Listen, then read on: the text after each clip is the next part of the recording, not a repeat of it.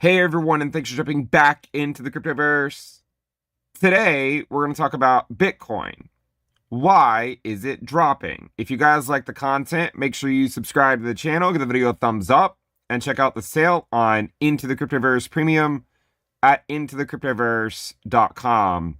We are actually going to end the sale on December 31st, so at the end of the year. So make sure you sign up and lock in the lower rate for 2026 if you want to do that. We also have more of a direct access tier as well that we just launched. So if you're interested in that, make sure you check it out. Let's go ahead and jump in. So Bitcoin is dropping. It's now 89K.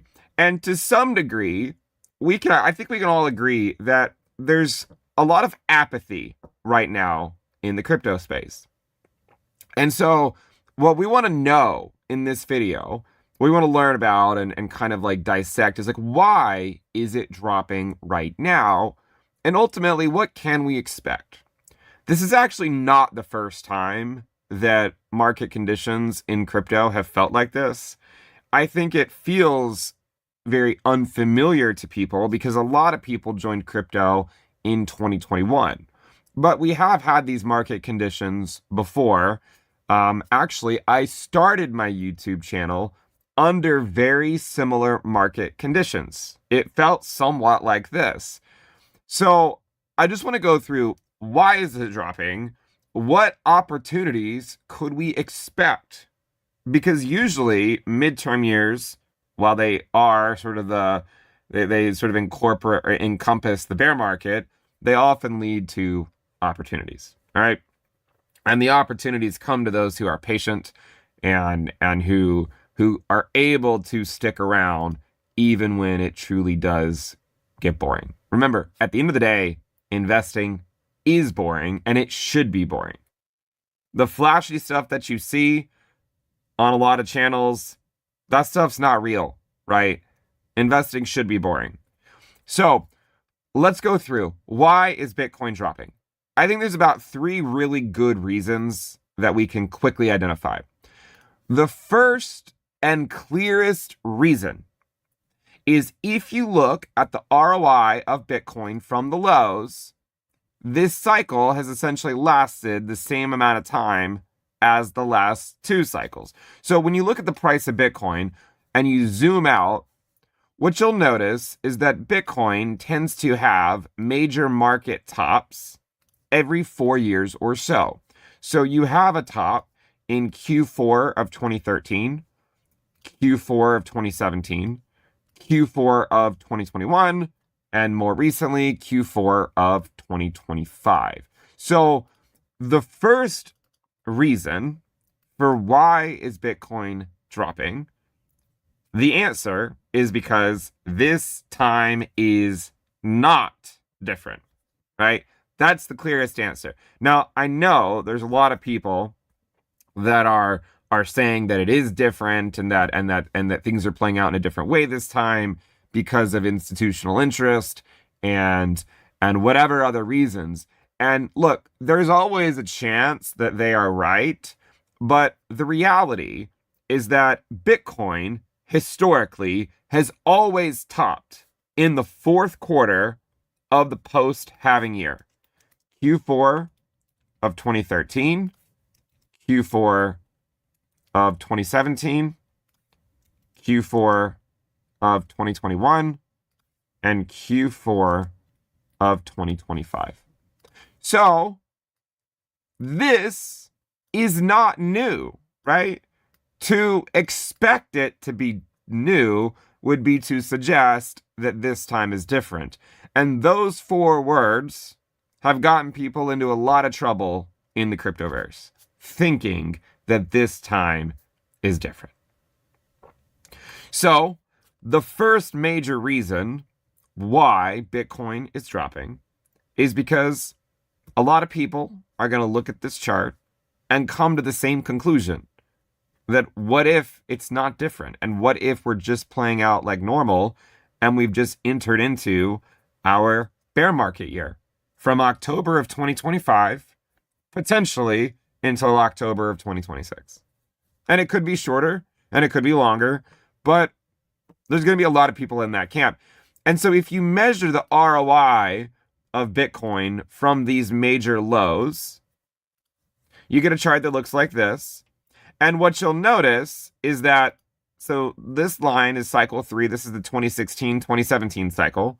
If you compare that length to the 2020-2021 cycle, you'll see they lasted about the same number of days. So cycle 3 lasted 1,067 days, and cycle 4 lasted 1,059 days.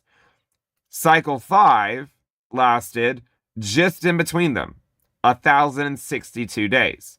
So when you look at a chart like this, I know it feels different. I know this cycle feels different, but the only reason it feels different is because there wasn't an alt season, right?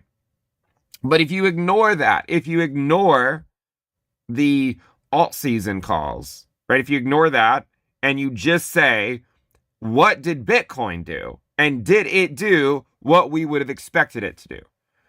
Every cycle, I talk about diminishing returns. And like always, there's a lot of people that say diminishing returns is wrong. There's a lot of people that will sort of kind of take the other side of that. But if someone asked you 3 years ago to draw out the ROI of Bitcoin from the low, there's a good chance you would have drawn out exactly what happened, right?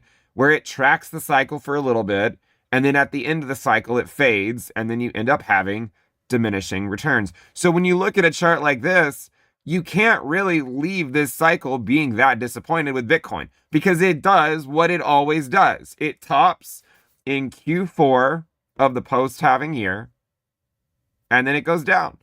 And that doesn't mean it can't go up in 2026. In 2021, right, you can see we had 3 red months, and then we had 2 green months. And now we're currently in the 3rd red month. So I'm not, and even over here, you had 1 red month of green, and then 3 reds, and then 2 greens after that. I'm not suggesting that it can't go up. I'm just suggesting there's a high likelihood that the top is in for this cycle. So reason number 1 why Bitcoin is dropping is because this is when it always drops. We top in Q4, we go down. By the midterm year, people start to accept that it's a bear market. By that time, you get a counter trend rally to a macro lower high, and then we go lower into the summer. That is how it always plays out. So that's reason number 1. Now, reason number 2 is let's ignore cycle theory. Ignore it. So in the first reason, we're saying, hey, cycle theory matters a lot. But in the second reason, we're going to ignore cycle theory. Let's say we don't care when these peaks were. It's irrelevant, right? Maybe this time is different. But let's ignore when those peaks were. Let's just say we don't know when they occurred. What would be the rationale for saying that's the top? Okay, well, I'm glad you asked. Because if you look at the cycle, not through the lens of the 4-year cycle, but through the lens of monetary policy, quantitative tightening, and interest rates, what you will notice is that in 2019, Bitcoin topped out just before quantitative tightening ended. So you could argue that we are not in Q4 2013 or Q4 2017 or Q4 2021. We're actually in 2019. I would argue that the most similar market conditions to the current environment are not Q4 of the prior post-halving years, but what happened in 2019.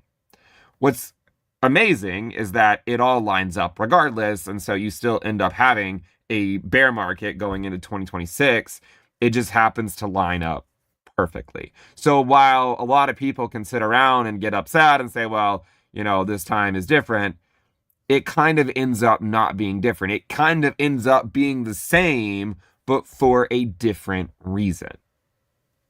And some of the proof for why we're seeing similar market conditions now as to 2019, beyond just monetary policy, is that, when you have higher for longer interest rates, right? And if you can overlay interest rates onto this chart, if you have higher for longer rates, you guys will see rates were coming down back then too, just like they are now. but it didn't stop Bitcoin from bleeding, right? I mean, that's what it did. So when you're in an environment like this, how do you prove it that it's the same? Well, we look at social interest, and what we see is that the reason there hasn't been an alt season, like a lot of people have called for, is because retail never came back.